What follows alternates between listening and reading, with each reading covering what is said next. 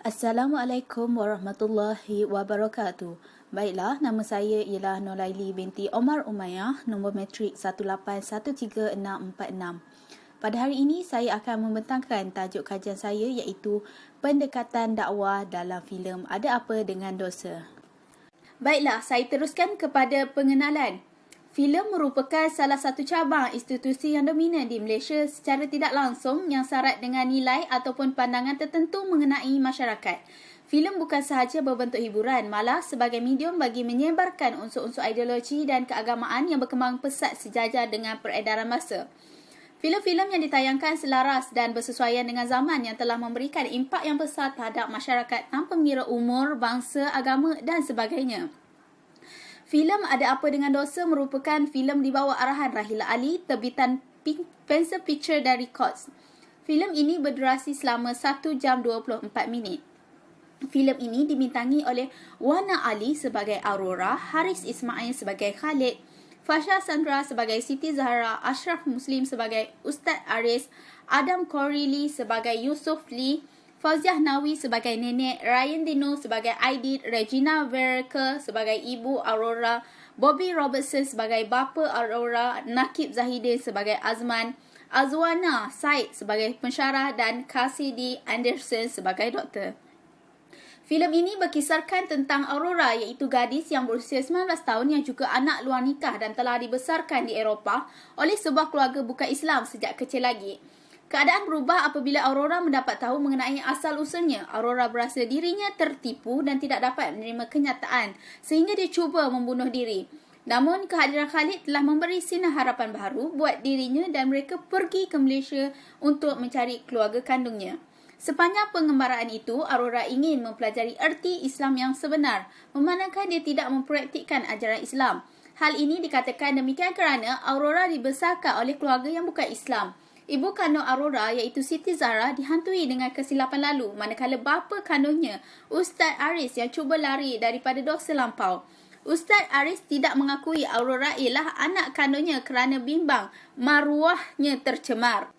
Baiklah, saya teruskan dengan pernyataan masalah. Pengkaji memilih untuk mengkaji filem Ada Apa Dengan Dosa kerana filem ini banyak membincangkan aspek-aspek keagamaan yang menjadi teras dalam kehidupan kita sebagai masyarakat yang beragama Islam. Pengarah dan penulis juga membangkitkan beberapa isu yang terjadi dalam kalangan generasi muda. Zaman sekarang sebagai contoh tidak menjaga batas pergaulan antara lelaki dan perempuan sehingga membawa kepada permasalahan terhadap zuriat. Agama Islam mengajak umatnya untuk menjaga batas pergaulan antara lelaki dan perempuan bagi mengelakkan maksiat berlaku. Namun begitu, dalam filem ini telah memaparkan keburukan dan masalah yang timbul akibat daripada tidak menjaga batas pergaulannya. Namun kerana terkabur di perasaan dikatakan cinta, maka berlakulah pergaulan bebas itu. Realiti kini bersentuhan antara bukan mahram dirasakan biasa dan menjadi sebati dalam kehidupan masyarakat. Islam melarang bersentuhan antara yang bukan mahram. Masalah ini sering berlaku dalam kalangan generasi muda yang tidak mempunyai didikan agama yang kuat dan keimanan yang utuh. Secara umumnya, penyelidikan ini bertujuan untuk mengkaji filem Ada Apa Dengan Dosa berdasarkan teori pengkaedaan Melayu. Secara spesifiknya, tujuan penyelidikan ini dijalankan adalah untuk mengenal pasti pendekatan dakwah yang terdapat dalam filem Ada Apa Dengan Dosa. Yang kedua ialah menganalisis pendekatan dakwah yang terdapat dalam filem Ada Apa Dengan Dosa. Secara umum, kepentingan kajian ini dilakukan dengan tujuan dapat membantu dan memberi manfaat kepada semua pihak. Hasil daripada kajian yang telah dilakukan ini dilihat dapat memberi kebaikan kepada pihak yang terlibat dan mengetahui sejauh manakah keberkesanan kajian yang telah pengkaji lakukan serta boleh dijadikan sebagai sumber rujukan untuk pengkaji yang akan datang. Selain itu, pengkaji ingin menerapkan dan mengembalikan semula sifat-sifat terpuji dalam kalangan masyarakat melalui pendekatan dakwah yang dikemukakan. Kajian ini menjadi titik tolak untuk membuka mata ramai pihak tentang pentingnya industri perfilman bagi melahirkan generasi yang baik, melahirkan generasi yang maju selaras dengan ajaran agama Islam. Kajian ini telah memberi fokus kepada filem Melayu yang mempunyai unsur dakwah dalam kalangan masyarakat yang sangat jelas. Pengkaji telah memilih untuk mengkaji teori pengkaedahan Melayu dalam filem Ada Apa Dengan Dosa kerana pengkaji mendapati tidak ada lagi pengkaji yang pernah melakukan kajian ini. Oleh hal yang demikian, pengkaji telah mengambil peluang dengan menjadikan permasalahan tersebut sebagai suatu idea untuk melakukan kajian. Secara tidak langsung, pengkaji telah dapat membantu masyarakat dalam memahami pendekatan dakwah yang terdapat dalam teori pengkaedahan Melayu. Aplikasi bahan kajian. Pengkaji telah menjalankan kajian berkaitan filem Ada Apa Dengan Dosa yang bergenre drama keagamaan di bawah arahan Rahila Ali. Filem ini diterbitkan oleh Pencil Picture and Records. Filem ini berdurasi selama 1 jam 24 minit. Di samping itu juga, filem ini juga berjaya menduduki kedudukan teratas di carta 5 filem terbaik Astro First, sekaligus menewaskan beberapa filem lain yang mengungguli carta itu. Filem yang bergenre drama keagamaan ini berjaya menambah hati para penonton dengan membawakan jalan cerita yang segar dan lain daripada kebiasaan melalui genre yang bukan hanya tertumpu satu genre popular sahaja. Ada Apa Dengan Dosa mempunyai isu dan mesej yang jarang dibincangkan secara terbuka menerusi filem maupun drama tetapi berlaku dalam masyarakat kita. Intipati yang diselitkan dalam jalan cerita ini bukan sahaja mampu menghiburkan penonton, malah turut berkongsi pemahaman dan mesej baru. Setiap jalan cerita yang penuh dengan erti dan pengajaran. Metodologi kajian. Pengkaji menggunakan dua kaedah, iaitu kaedah kepustakaan dan kaedah analisis teks. Kaedah paling asas yang digunakan oleh pengkaji sebelum melakukan kajian adalah dengan menggunakan kaedah kepustakaan. Sebelum menjalankan kajian ini, pengkaji akan merujuk beberapa kajian lepas yang berkaitan dengan kajian yang ingin dilakukan oleh pengkaji dengan menggunakan sumber-sumber daripada bahan elektronik, iaitu internet. Antara sumber kajian yang terdapat dalam laman sesawang adalah seperti Google, Scholar, blog, jurnal atas talian, tesis, ijazah sarjana muda dan lain-lain. Pengkaji akan memilih maklumat kajian daripada laman sesawang yang hanya dipercayai dan diyakini ketulinannya. Oleh hal yang demikian, kaedah kepustakaan membolehkan pengkaji menetapkan teori dan kaedah-kaedah yang bersesuaian dengan kajian. Kaedah analisis teks dilakukan dengan meneliti bahan kajian yang telah dipilih. Melalui penelitian tersebut, pengkaji mengeluarkan data-data yang telah diperolehi dijadikan sebagai dapatan bagi kajian ini. Bagi kajian ini, pengkaji telah menganalisis teks daripada skrip filem Ada Apa Dengan Dosa, iaitu dengan mengeluarkan pendekatan dakwah yang terdapat dalam filem ini. Metodologi seterusnya ialah teori. Teori yang digunakan oleh pengkaji dalam kajian ini ialah teori pengkaedahan Melayu. Teori ini mula diketengahkan oleh Hashim Awang pada tahun 1989. Beliau telah menjadikan kitab Tajuk Muluk sebagai panduan bagi mengemukakan teori ini.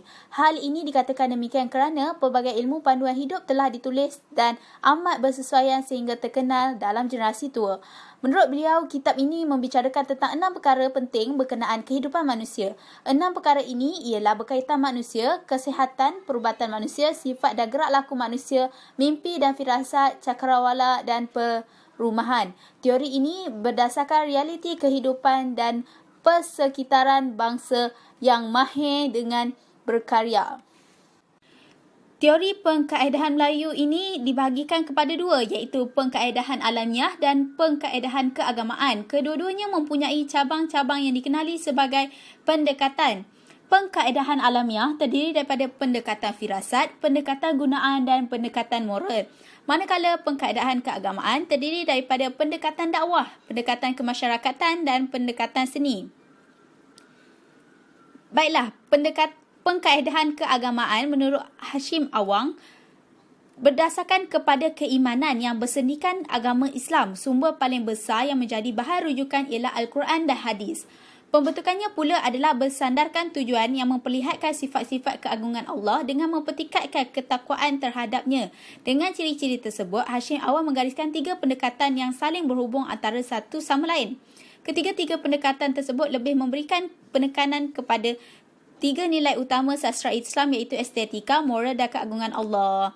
Jadi, justru itu pengkaji hanya menggunakan pendekatan dakwah dalam kajian ini. Pendekatan dakwah menurut Hashim Awang sebagai satu hasil sastra yang menekankan aspek-aspek yang menyentuh segala persoalan yang berkaitan dengan pengutaraan kebesaran dan sifat-sifat keagungan Allah Subhanahu Wa Taala dalam hasil kesusastraan Islam. Oleh itu, menurut Hashim Awang, sastra juga dilihat sebagai satu wadah untuk mempertingkatkan nilai ketakwaan seorang insan terhadap Allah Subhanahu Wa Taala. Merupakan hasil dapatan kajian yang dilakukan dalam filem Ada Apa Dengan Dosa. Yang pertama ialah Mau'izah Hasanah. Mau'izah Hasanah adalah nasihat baik yang boleh memberi manfaat kepada sasaran. Setiap ucapan adalah bertujuan untuk memberi kesedaran kepada masyarakat supaya mengelak daripada terjerumus dalam kejahilan. Firman Allah iaitu, serulah ke jalan Tuhanmu wahai Muhammad dengan al-hikmah, iaitu kebijaksanaan dan nasihat pengajaran yang baik, dan berbahaslah dengan mereka, iaitu yang engkau serukan itu dengan cara yang lebih baik. Sesungguhnya Tuhanmu dialah jua yang lebih mengetahui akan orang yang sesat dari jalannya, dan dialah jua yang lebih mengetahui akan orang-orang yang mendapat hidayah petunjuk. Surah An-Nahl ayat 125. Penggunaan unsur Mau'izah Al-Hasanah dalam sebuah filem perlu diterapkan sebanyak yang mungkin kerana ada sebahagian daripada penonton yang menggunakan filem sebagai medium untuk mempelajari nilai-nilai Islam. Kadang-kadang situasi yang dilakukan di dalam sebuah drama mempunyai kaitan dengan kehidupan seharian yang menyebabkan mereka menyedari kesilapan yang dilakukan. Berikutnya ialah Mau'izah Hasanah melalui percakapan. Perbualan yang digunakan di dalam drama ini menggunakan tutur kata yang sopan dan bersesuaian dengan ajaran Islam. Islam mendidik umatnya untuk menggunakan tutur kata yang baik dan tidak menyakiti hati pendengar. Penggunaan tutur kata yang sopan baik dapat menambat hati orang yang mendengar. Malah dalam Islam juga Allah membenci hamba-hambanya mengungkapkan perkara yang tidak baik maupun mungkar. Percakapan yang buruk boleh menimbulkan pelbagai kesan yang negatif. Hal ini dikatakan demikian kerana berdasarkan riwayat iaitu, sesiapa yang tidak meninggalkan percakapan dan perbuatan dusta, maka Allah tidak berhajat untuk dia meninggalkan makanannya dan minumannya. Hadis riwayat Al-Bukhari. Pendekatan dakwah merujuk kepada kaedah cara untuk mendekatkan diri, mempelajari dan memahami ajaran Islam dengan lebih baik. Pendekatan dakwah ini secara tidak langsung berkait rapat dengan norma kehidupan masyarakat yang mempunyai pegangan agama sebagai salah satu cara hidup khusus agama Islam. Seterusnya ialah menerusi filem Ada Apa Dengan Dosa. Jelas dilihat aspek dakwah yang dikemukakan oleh pengarah menerusi watak Khalid dan Yusufli. Hal ini dikatakan demikian kerana watak Khalid dan Yusufli yang banyak mempamerkan konsep dakwah supaya menyeru manusia untuk melakukan kebaikan dan mendekatkan diri kepada Allah Subhanahu Wa Taala. Yusufli, Allahu Akbar, sayang, kenapa sayang? Siti Zahra, maafkan Zahra abang, Zahra mimpi yang tidak baik. Yusufli, sayang, sebelum kita lelapkan mata, Nabi selalu amalkan 3 kul. Kita maafkan semua orang yang sakitkan hati kita. InsyaAllah hati kita akan tenang. Sekarang pergi ambil uduk, kita solat tahajud bersama-sama ya. Berdasarkan dialog tersebut, pengkaji mendapati bahawa suami Siti Zahra mengamalkan pendekatan dakwah iaitu menyeru kepada kebaikan melalui tutur kata yang sopan. Hal ini dikatakan demikian kerana Yusufli menasihati isterinya untuk sentiasa mengingati Allah sebelum tidur. Beliau mengingatkan isterinya supaya berdoa agar diri dilindungi oleh Allah. Sebagai seorang suami, beliau tidak mencaci, menghina maupun meninggikan suara terhadap isterinya walau dalam apa keadaan sekalipun. Seterusnya ialah Mau'izah Hasanah melalui bersentuhan. Bersentuhan antara lelaki dan wanita yang bukan mahram merupakan antara perkara yang sangat ditegah di dalam Islam. Sabda Rasulullah sallallahu alaihi wasallam, ditikam seseorang dari kalian di kepalanya dengan jarum dari besi, itu lebih baik daripada menyentuh seorang wanita yang tidak halal baginya. Hadis riwayat Tabrani. Islam amat menjaga batas pergaulan di antara lelaki dan perempuan. Apabila batas pergaulan dijaga, maka perbuatan terkutuk dan maksiat dapat dihindari. Menerusi filem Ada Apa Dengan Dosa, tidak wujud sebarang elemen bersentuhan antara lelaki dan wanita yang bukan mahram di dalam drama ini meskipun watak yang dilakukan itu antara ayah dan anak. Hal ini dapat dibuktikan lagi melalui tindakan Khalid terhadap Aurora, iaitu, Aurora, oh awak orang Malaysia ya? Okey, saya Aurora, sambil menghulurkan tangan. Maaf, saya lupa sebagai seorang Islam, awak dilarang menyentuh orang yang berlainan jantina. Azman, pandai pun. Khalid, saya ada kerja sikit. Awak lepak sini sekejap, saya nak ke tempat kerja semula. Khalid, okey. Berdasarkan dialog di atas, pengaji dapat menyimpulkan bahawa Khalid amat menjaga batas pergaulan di antara lelaki dan perempuan. Buktinya, Khalid tidak menyambut salam yang dihulurkan oleh Aurora dan Khalid hanya tersenyum sambil menundukkan pandangannya. Seterusnya ialah akidah. Penerapan nilai akidah perlu diberi perhatian oleh setiap penulis skrip kerana ia merupakan asas yang perlu diperkukuhkan dalam diri setiap umat Islam. Pemahaman asas akidah Islam bermula dengan kepercayaan kepada Allah sebagai Tuhan sekalian alam, Rasul, malaikat, kitab-kitab, hari kiamat serta qada dan qadar. Keyakinan tersebut lahir secara rela sebagaimana konsep Islam itu, iaitu ketundukan, penyerahan diri dan kepatuhan kepada Allah sebagai Tuhan sekalian alam dan ketundukan kepada sunnatullah dengan penuh kerelaan. Analisis yang dilakukan terhadap drama ini terdapat beberapa mesej akidah yang digunakannya.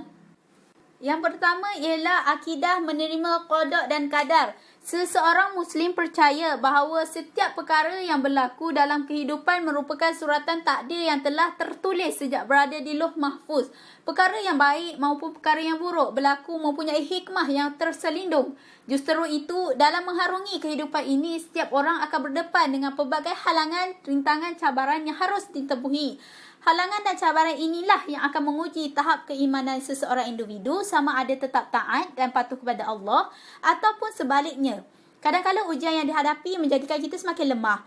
Namun berlandaskan Al-Quran dan hadis, ujian ini merupakan jalan untuk seseorang individu memperbaiki diri dan mendekatkan dirinya kepada Sang Pencipta. Islam mengajar supaya umatnya sentiasa sabar dan setiap perkara yang berlaku dalam hidup umat Islam harus redha, yakin dan mengikhlaskan setiap perkara yang terjadi. Sebagaimana yang dijelaskan dalam firman Allah, iaitu, demi sesungguhnya kami akan menguji kamu dengan sedikit perasaan takut, iaitu kepada musuh, dan iaitu dengan merasai kelaparan dan dengan berlakunya kekurangan dari harta benda dan jiwa serta hasil tanaman. Dan berilah kabar gembira kepada orang-orang yang sabar. Surah Al-Hadid ayat ke-22. Baiklah, berdasarkan dialog antara Siti Zahra dengan Yusufli ialah Siti Zahra. Jangan peluk saya, jangan cium saya. Awak jadi begini kerana saya, tahu tak? Yusufli. Oh Tuhan, ya Allah, sayang, kenapa biarkan anak begini? Ya Allah, anak kita ni autism, bukan OKU. Sayang, cuba istighfar. Sayang, awak perlu belajar redha. Kita bertuah Aidit anak syurga yang dikurniakan kepada kita. Perkara yang terjadi pada Aidit bukan salah sayang. Sayang tak salah, malah inilah tanda Allah sayang akan kita. Dia kurniakan Aidit dalam kehidupan kita. Sabar sayang. Berdasarkan dialog tersebut, pengaji mendapati bahawa Siti Zahra tidak dapat menerima ujian yang menimpa ke atas dirinya. Siti Zahra menganggap bahawa kekurangan anaknya itu merupakan kesalahan kisah silamnya. Siti Zahra tidak dapat menerima takdir bahawa anaknya autism. Namun begitu, Yusufli mengingatkan kepada Siti Zahra bahawa dia harus menerima takdir bahawa keadaan anaknya bukanlah disebabkan oleh kesilapan lalu. Aidit itu merupakan ujian buat mereka, pasangan suami isteri dalam menjalani bahtera kehidupan. Seseorang ditipu ujian bukanlah kerana Allah membencinya, malah sebagai tanda kasih terhadap hambanya. Pengkaji mendapati bahawa Yusufli menerima segala keadaan yang terjadi dalam keluarganya dengan penuh ikhlas dan redha. Yusufli tidak pernah mempersoalkan mengenai kekurangan terhadap Siti Zahra maupun Aidit. Malah beliau dilihat sentiasa memberikan semangat dan sentiasa mengucapkan perkara-perkara yang baik terhadap keluarganya. Hasil dapatan ketiga iaitu pendekatan dakwah menerusi akhlak. Akhlak merupakan asas kepada pembinaan sesebuah masyarakat dan negara. Kepincangan akhlak sesebuah bangsa akan menyebabkan lahirnya generasi yang bermasalah. Justru itu Allah mengutuskan Rasulullah SAW bagi menyempurnakan akhlak manusia agar menjadi umat yang terbaik. Rasulullah SAW pernah bersabda, orang mukmin yang paling sempurna imannya adalah yang paling baik akhlaknya di antara mereka. Hadis riwayat Ahmad, Abu Daud, At-Tirmizi dan Al-Hakim. Penerapan mesej akhlak seharusnya diberi penekanan di dalam mana-mana drama atau filem yang membawa konsep dakwah kerana ia lebih mudah untuk difahami dan diamalkan oleh penonton. Abdul Karim Zaidan menjelaskan bahawa akhlak Islam mengajak manusia melakukan segala bentuk akhlak mulia dan memelihara keperluan manusia yang diinginkan dan kesejahteraan dan ketulusan dalam kehidupan. Iaitu berbuat baik sesama manusia. Menurut pandangan agamawan, berbuat baik ini merupakan sesuatu yang unik walaupun diri kita tidak menghargai atau dihargai atau kekal dipandang buruk di mata orang lain. Bahkan dapat dilihat sejak Dari zaman Nabi Muhammad SAW lagi telah wujud kebaikan yang dilakukan untuk menjadi contoh teladan kepada semua. Biarpun baginda dihina dan dicaci, namun baginda tidak pernah mencaci atau menyakiti orang tersebut. Hal ini dikatakan demikian kerana bersesuaian dengan ajaran agama Islam, iaitu mengajar dan mendidik umatnya bukan sahaja menjaga hubungan dengan Allah, tetapi juga memelihara hubungan baik sesama manusia agar kehidupan ini lebih harmoni. Berbuat baik kepada manusia tanpa mengira darjat, agama maupun keturunan. Orang yang berbuat amal kebaikan akan disukai dan dikasihi oleh Allah Subhanahu Wa Taala, malah diberikan ganjaran pahala. Berdasarkan firman Allah, Allah tidak melarang kamu untuk berbuat baik dan melakukan keadilan kepada orang-orang yang tidak memerangi kamu kerana agama, iaitu kamu, dan mengeluarkan kamu dari kampung halaman kamu. Sesungguhnya Allah mengasihi orang-orang yang berlaku adil. Surah Al-Mumtahanah ayat 8. Berdasarkan dalil di atas, Allah menyuruh supaya umat Islam melakukan perbuatan baik dan berlaku adil terhadap semua manusia, walaupun individu itu bukanlah daripada orang yang beragama Islam maupun orang itu tidak berlaku adil terhadap kita. Berikut merupakan dialog di antara Aurora dan Khalid. Aurora, saya tidak tahu sebab saya meminati budaya Islam. Mungkin kerana kepelbagaian dalam kebanyakan negara-negara Asia. Nasib baik Azman ada. Saya boleh belajar bahasa Melayu. Tetapi dia sibuk dengan kelas dan kerja. Saya perlu membuat tugasan dalam bahasa Melayu. Pening kepala saya. Awak mahu tolong saya? Khalid boleh tolong? Khalid, boleh, insya-Allah. Patutlah tadi awak pandang saya dengan cara yang pelik tadi. Aurora, pelik. Khalid, ya, aneh. Aurora, saya ingat awak yang aneh. Mula-mula awak duduk di sini, kemudian awak duduk di sana pula. Khalid, boleh tolong saya? Khalid, boleh. Kalau awak nak belajar bahasa Melayu, awak mesti banyak membaca bahan bacaan dalam bahasa Melayu. Tapi, masa awak baca, mesti membacanya dengan kuat dan jelas. Kalau awak tak faham, awak boleh tanya saya atau rujuk kamus. Berdasarkan dialog tersebut, pengaji mendapati bahawa Aurora mempunyai masalah dalam menyiapkan tugasan yang diberikan oleh pensyarahnya. Aurora telah meminta pertolongan daripada Azman, namun Azman juga mempunyai tanggungjawab yang lebih besar. Justru itu, Aurora tidak mahu membebankan Azman. Aurora memohon pertolongan oleh Khalid untuk membantunya menyempurnakan tugasan tersebut. Menerusi dialog tersebut, dilihat Khalid bersedia untuk membantu Aurora. Khalid dilihat tidak menolak sama sekali pertolongan tersebut, malah dilihat sangat bersemangat untuk membantu Aurora. Pendekatan dakwah yang dilihat oleh pengkaji umat Islam disarankan untuk saling tolong-menolong bagi orang yang berada dalam kesusahan. Pendekatan dakwah ini diaplikasikan dan dibuktikan melalui tindakan Khalid. Berdasarkan hasil analisis kajian, pengkaji dapat menyimpulkan bahawa pendekatan dakwah yang terkandung dalam teori pengkaedahan Melayu bersesuaian untuk diaplikasikan dalam filem Ada Apa Dengan Dosa arahan Rahila Ali ini. Filem yang berkisarkan tentang kesilapan masa lalu yang memberi kesan di masa hadapan terhadap zuriatnya yang berunsurkan keagamaan ini mampu menjadi wadah untuk meningkatkan nilai ketakwaan dan ketaatan untuk mengabdikan diri ke jalan Allah. Pendekatan dakwah yang terdapat dalam teori pengkaedahan Melayu oleh Hashim Awang ini menunjukkan kerelevanan menelusi elemen dan komposisi sastra berunsur Islam. Selain daripada itu, aspek dakwah jelas telah diperlihatkan dalam filem ini melalui 3 cara, iaitu mau'idah hasanah, akidah dan juga akhlak. Menerusi filem Ada Apa Dengan Dosa, pengkaji mendapati bahawa aspek dakwah yang diterajui oleh watak Khalid, iaitu sepupu Azman yang melanjutkan pelajarannya di luar negara lalu bertemu dengan Aurora yang merupakan wanita yang tidak mempunyai agama. Pengharapan watak tersebut memperlihatkan kejayaan pengarah dalam menjelaskan peranan dakwah dalam kehidupan manusia dalam usaha menyeru umat manusia dan menghayati ajaran Islam. Sehubungan dengan itu, aspek dakwah sewajarnya dijadikan pegangan dalam diri setiap khalifah di muka bumi ini bagi menginsafi akan kebesaran ilahi. Oleh itu, filem merupakan salah satu medium untuk menyebarkan dakwah. Tuntasnya diharapkan agar lebih banyak filem yang berunsurkan keagamaan dihasilkan di masa akan datang.